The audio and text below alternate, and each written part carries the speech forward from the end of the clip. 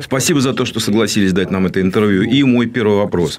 Если кратко описать, каковы основные мероприятия и прогнозы внешней политики США на 2023 год? Ну, чтобы говорить о 23-м годе, мне нужно вернуться в 21-й. 2022 год.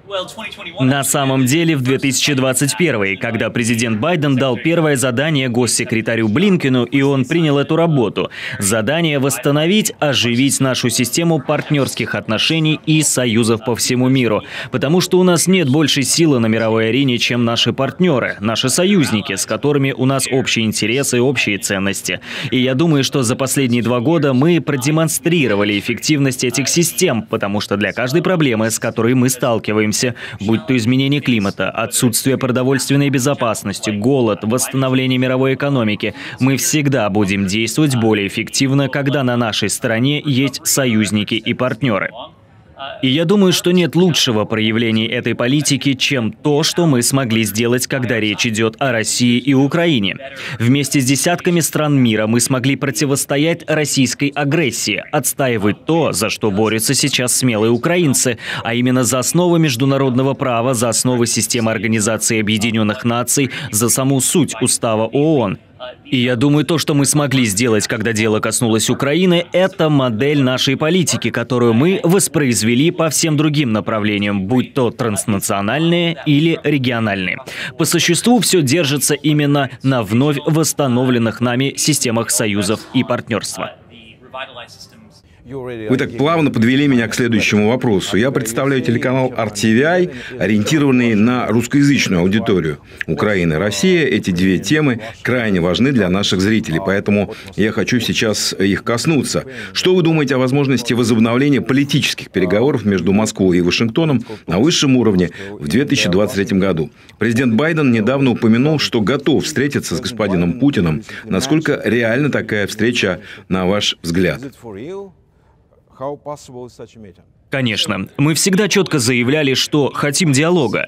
Мы хотим, чтобы дипломатические каналы между Соединенными Штатами и Россией продолжали существовать. Это всегда важно. Во времена, когда напряженность невысока, важно. Но особенно важно, когда напряженность высока. Чтобы мы поддерживали способность разговаривать друг с другом и передавать сообщения туда и обратно. И у нас есть такая возможность. У нас есть посольство в Москве, у русских посольство здесь, в Вашингтоне.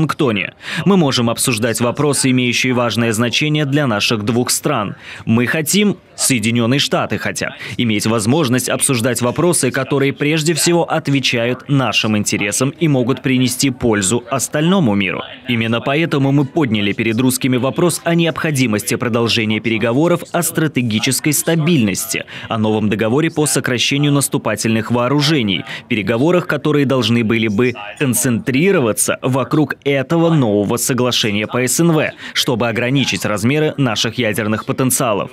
Но в то же время мы также четко дали понять, что не собираемся вести какие-либо переговоры с Россией об Украине. И мы вообще не собираемся вести переговоры с Россией ни о какой другой стране мира. Что касается Украины, и мы говорили об этом еще до начала вторжения России в Украину, никаких переговоров по Украине без Украины. Этот принцип вообще относится к любой стране мира.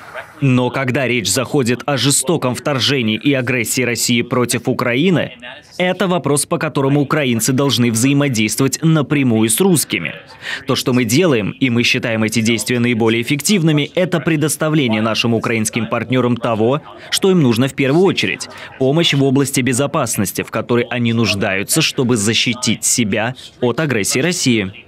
В то же время привлекая Россию к ответственности за ее действия, используя санкции, экспортный контроль, другие меры, которые призваны ограничить возможность России вести такого рода агрессию против Украины, одновременно мы укрепляем механизмы НАТО по обороне и сдерживанию, включая наших союзников на так называемом восточном фланге Альянса. Мы считаем, что все эти 3 вещи являются наиболее эффективными для обеспечения не только диалога и дипломатии, которые, по нашему мнению, нам нужны, и на основе которых которых, по словам украинцев, они хотят, чтобы между Украиной и Россией была прекращена эта война, но необходимы и вообще для укрепления переговорных позиций Украины, когда начинается этот диалог.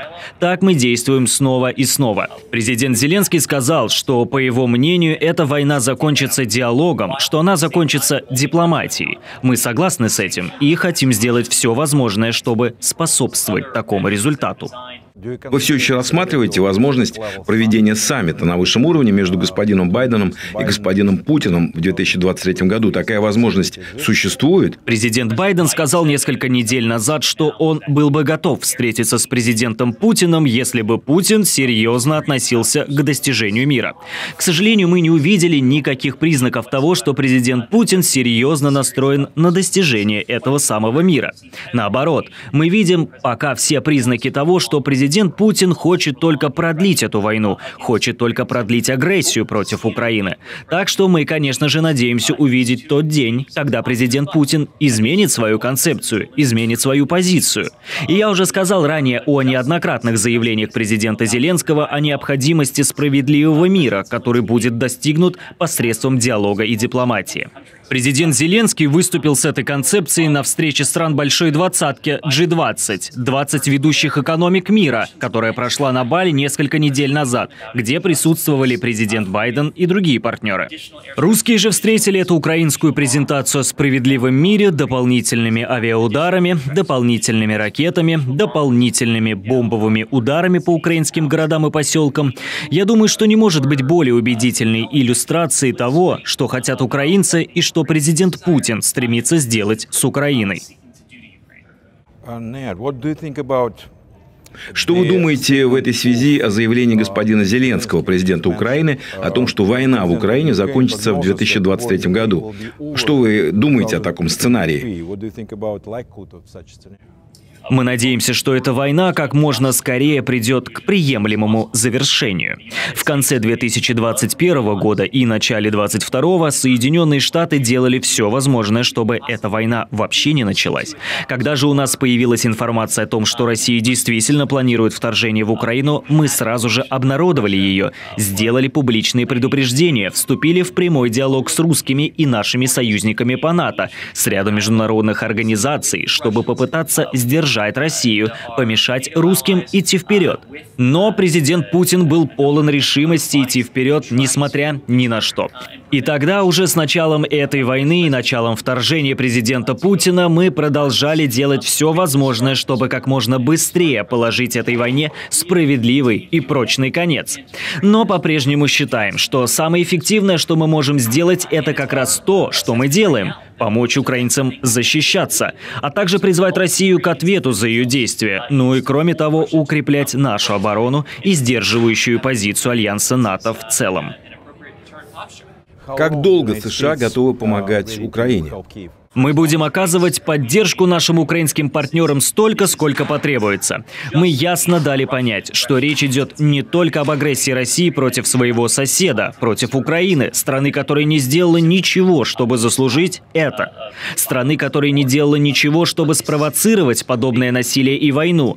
Ну и вообще вся эта ситуация в некотором смысле больше, чем сама Украина. Это больше, чем любая страна. Речь идет о простой истине, что в 21 веке огромная держава не может запугивать маленькую страну. Подобные тенденции не могут быть правильными в этом десятилетии. Ни одна страна не имеет права менять границы других государств при помощи силы. Такой подход восходит к эпохе, которую мы считали уже давно минувшей в международной политике. И если мы сейчас позволим России продолжать делать подобные вещи без сопротивления со стороны международного сообщества, это не только пошлет русским сигнал о том, что они могут продолжать агрессию против Украины, но и то, что они могут быть потенциально еще более агрессивными против других своих соседей. Для большинства стран мира это был бы очень неверный сигнал о том, что международное сообщество, Соединенные Штаты не желают протестовать против нарушения международного права, системы ООН, Устава ООН.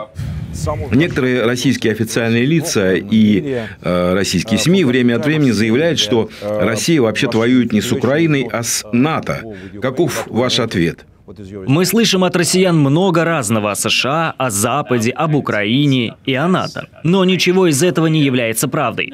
Конечно же, то, что сейчас происходит, это не война России против НАТО. Это война России против соседней страны, которая не сделала ей абсолютно ничего, чтобы оправдать или заслужить такое насилие. Это было ничем не спровоцировано, и по этой причине это незаконно. К сожалению, в сфере сотрудничества США и России неизменными остаются, пожалуй, лишь несколько направлений. Космос и, возможно, переговоры о ядерном оружии. Вы уже коснулись темы СНВ, сокращение наступательных вооружений. Что все же произойдет, если Вашингтон и Москва не договорятся о контроле над ядерным оружием? А также, как вы относитесь к возможности применения Москвой ядерного оружия? Это блеф?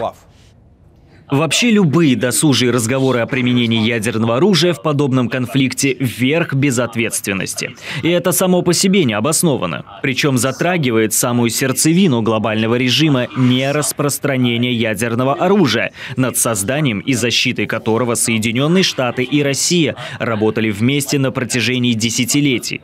Так что мы очень внимательно наблюдаем за ситуацией. Мы постоянно заявляем, что не видим никаких причин для изменения нашей собственной ядерной позиции. И мы неоднократно призывали Москву прекратить подобную безответственную ядерную риторику, понимая опасность, которую она представляет. Что касается другой части вашего вопроса, то мы хотим и впредь иметь возможность вести диалог с россиянами по темам, представляющими важность для обеих сторон. Безусловно, в наших интересах иметь возможность поговорить с русскими о наших ядерных арсеналах в рамках нового договора СНВ, о вопросах, касающихся космического пространства, о вопросах, касающихся деятельности наших посольств в странах друг друга. Мы хотим и дальше иметь возможность вести подобный диалог, потому что все это в интересах наших стран.